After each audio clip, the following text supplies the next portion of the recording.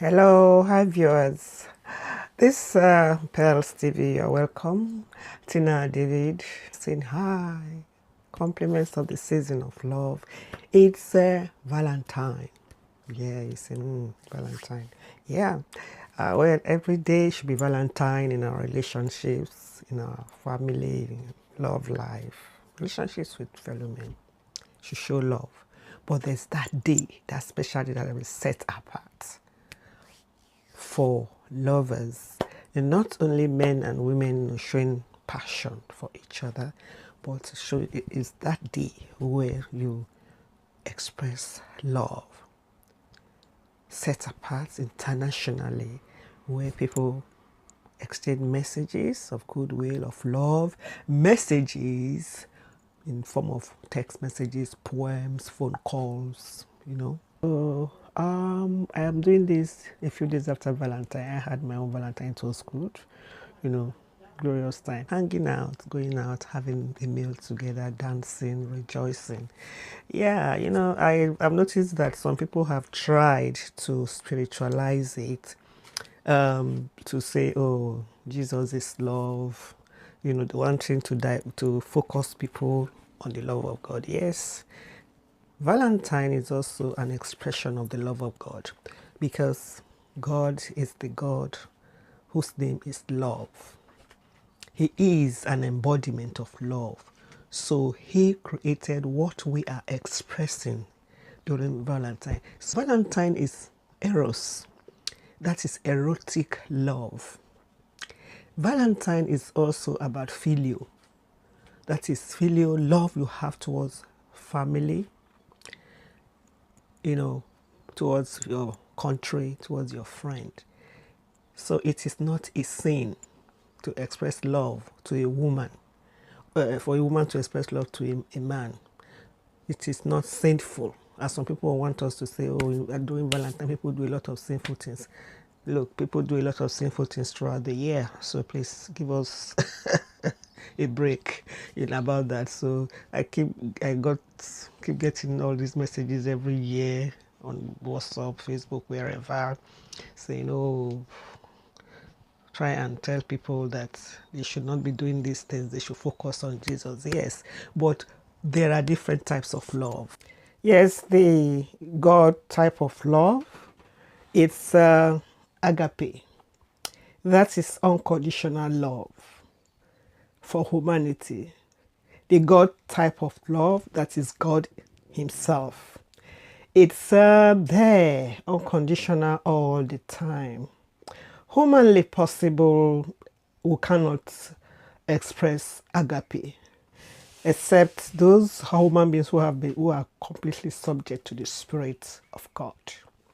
That is having unconditional love for your fellow human being. Eros has a bit of lust in it.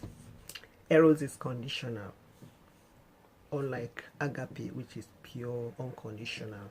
Eros is sometimes flirty, sometimes not really permanent. So, Eros, like I said, is erotic love, passionate love, which God puts in our hearts us to maintain familiar relationships, like love relationship, romantic relationship between a man and a woman. We sustain their relationship, sustain their marriage. Let's be real here. When that man or that woman you love, you are attracted to, when they are standing there in front of you, you are looking at them, you are looking at each other, what is in your mind? Is it agape? It's eros. When you look at your wife or your husband and you just have that feeling in you, you look at your boyfriend or your girlfriend or your fiance, you just have that feeling of desire in you. Is that agape? No, that is eros. It is romantic love, erotic love, created by God. It is not from Satan. Created by God to cement your relationship, to solidify it, and to keep the juices of love flowing. Because the minute those feelings stop. That's how you find breakdown. Say, I don't love him anymore, I don't love her anymore. Then you find that people start seeking attraction elsewhere because that eros, that romantic love is no longer there. So don't let us try to be spiritual about it, pretending that when you look at a woman or when you look at a man, you are having the love of God and you are seeing the beauty of Christ in them. No. It's eros, E-R-O-S. It's that erotic love that will keep a man and a woman together. When you see a man or a woman who you are attracted to, so see the beauty of Christ. Before you start seeing the beauty of Christ in that person, what attracts you to that person? The physical look. I know specifically that men are visual. Men will not be attracted to you if you don't look good as a woman or if you have a deformity. Eros is conditional in that when you look at someone, you see the beauty, attraction in that person. Men would look for youth, freshness, they like young, pretty women. That is it, let's face it. And then maybe they will consider where you come from. They'll look at you whether you are somebody they can handle, in quotes, somebody they can handle. That's a woman who will be submissive, who will not give them problems. If you are too vocal or articulate, don't like that. They want, my husband has said it all. That group, yeah. And then maybe they will like a woman who can cook, a woman who knows how to care for a man, care for the home. And then ladies, young girls will look for, young girls like tall, handsome men, articulate men, confident, ambitious. Even if the man hasn't got it yet, they know he has plans to go somewhere. And then they like men who have a sense of humor, a man who will make them happy. They like men who are sincere. Those are the basic things that they will look for. And even in the church, forget that talk of beauty or looking for beauty of Christ in the woman. If you are a sister, you are on fire, you are active in the church, you know how to teach or preach, you're doing stuff for God in the church, and you have a disability, maybe you are deformed, maybe blind, hands and feet, or maybe the mouth is not, something is badly drawn. Brothers will stay away. If you don't look good, you are a sound Christian, and even they know that you will make a good wife, they would rather go for the well packaged one with the curves, the skin, beautiful ones who are just coming into the church. They don't know the difference between the book of Joshua and the book of John. They don't even know where they are in the Bible. They prefer those ones. And do you know, as a sister, that your ability to preach, to teach, and you are very active in the church, it puts away some brothers. Some of them will say, how can I be quoting Bible and my wife too will be quoting Bible? Then who is the boss in the house? There's that mentality there. So that is it. Then for young girls, most young girls will follow what the man is or who he is or what he looks like I said before. So except God really touches their heart, they will not lower their standards. That's just it. That's it.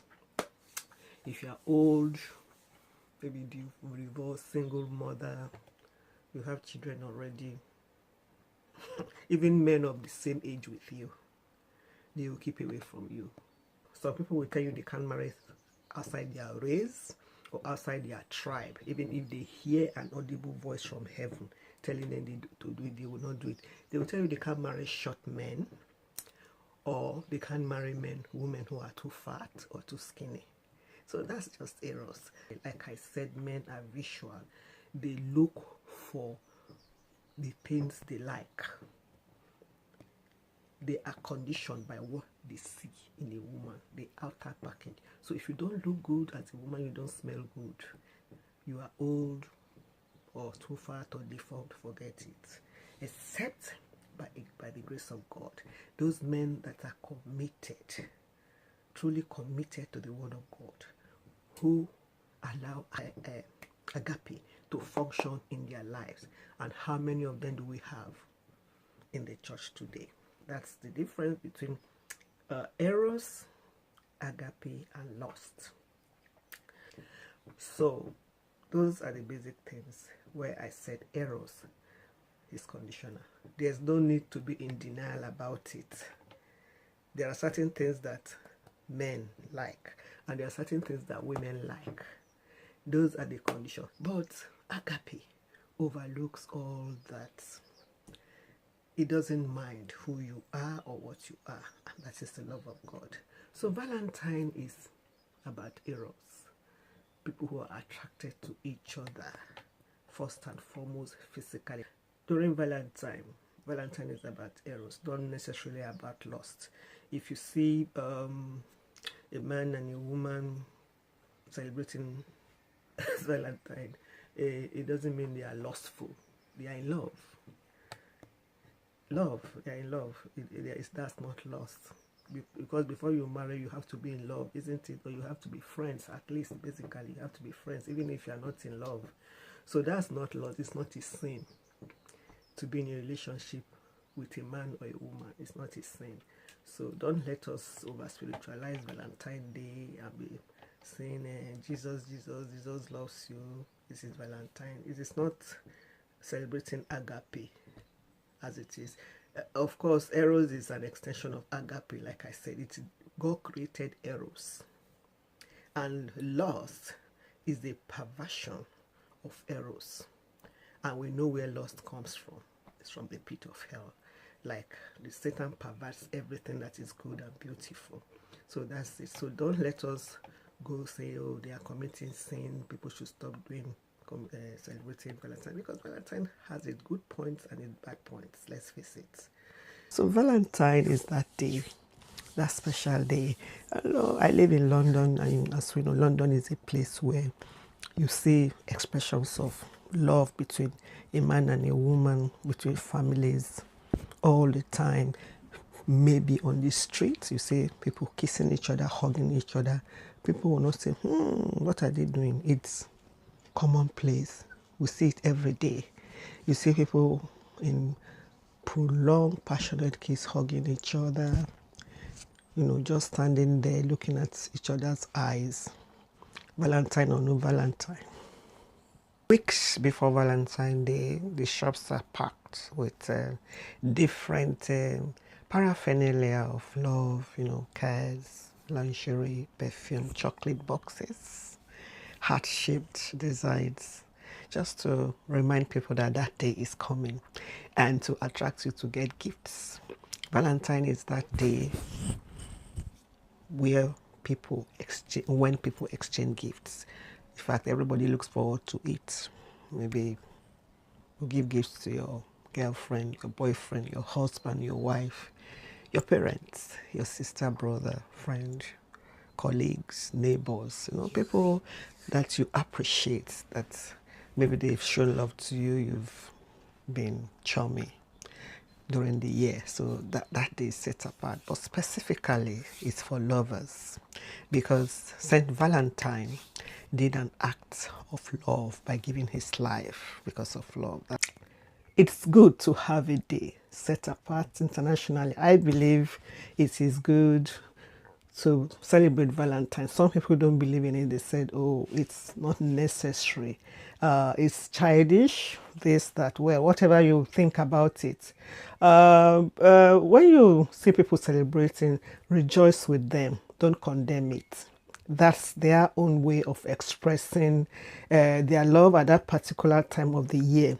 Like I said, Valentine is that time that people look forward to. Those who believe in it, they look forward to it, because it's that opportunity to express their love. So those are the upsides of Valentine. It's a time of giving, a time of receiving, and it's also a time of affirming a relationship and building on what you have already. Also, it is a time that you can tell this person that yes, it's another year, another Valentine together. So we thank God, rejoice over each other because you are still there for each other. So when we look forward to it, you get gifts, go shopping. Like women will shop for perfumes, shirts, cufflinks, ties, you know, things that you know your man will like his underwear, his socks, nice things for him. Then nicely wrapped. Some shops will do gift wrapping for you. Or if you know how to do such a nicely wrapped, don't bother to do ribbons for gift wrapping for men.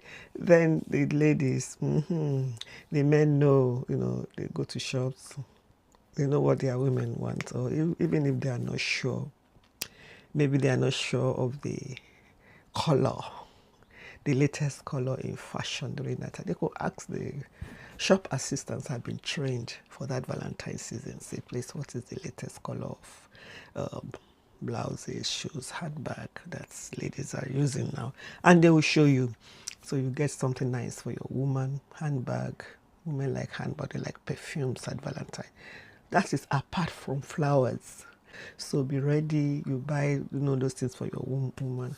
Then you get her roses, deep burgundy roses. I like, there's this rose they call damask roses, deep red. Get like 7 or 12 with the gifts and present it.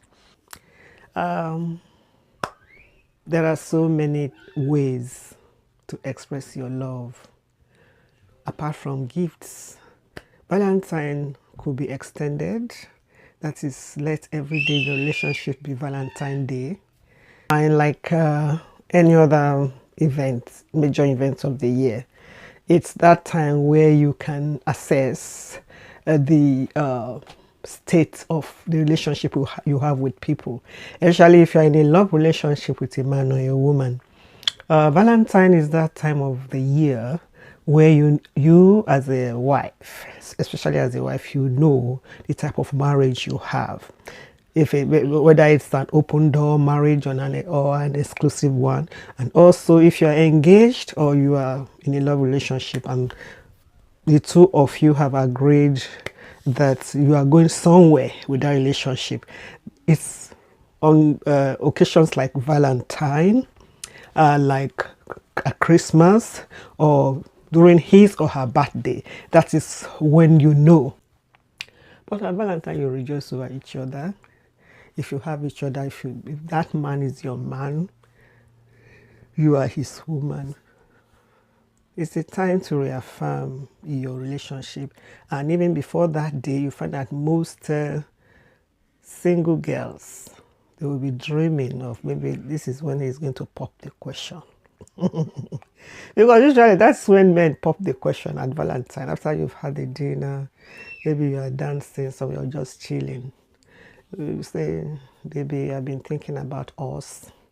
What do you say? Or maybe he will go down on one knee and pop the question with a ring. On Saturday, we saw loads. That's Saturday. Valentine Day was Thursday, which was the 14th. Saturday was 16th of February. Loads in London. People, men kneeling down to propose, and each time they do, people will clap for them, with a kiss, kneel down with a ring to give the woman. So that is it. It's for lovers. Then even if you are not coupled, you have friends, you could organize a party or just in a group. You go out, have a meal, go out, just be somewhere happy, have fun, rejoice over each other. Thank God that you have met the love of your life, you met each other, and appreciate each other. Love is about appreciation, it's about trust, and it's about giving thanks. Giving thanks, just do that, and you'll see that every other thing would flow because everybody responds to love. every creature, even if it's an animal. So give love, be lovable, and be loving. Most of the time is sweet. You know, you have a good time together. You go out, have dinner, dance, rejoice over each other. That's what love is about. Your love relationship should give you peace. They should give you happiness. So rejoice, be happy, and be blessed. This is Pearls TV. Please don't forget to subscribe. And this is Tina Davis saying, I love you all. Be good, be loving and lovable. Don't forget to leave a thumbs up, a like, and your comments. Thank you. Please share this video and stay tuned for my next video.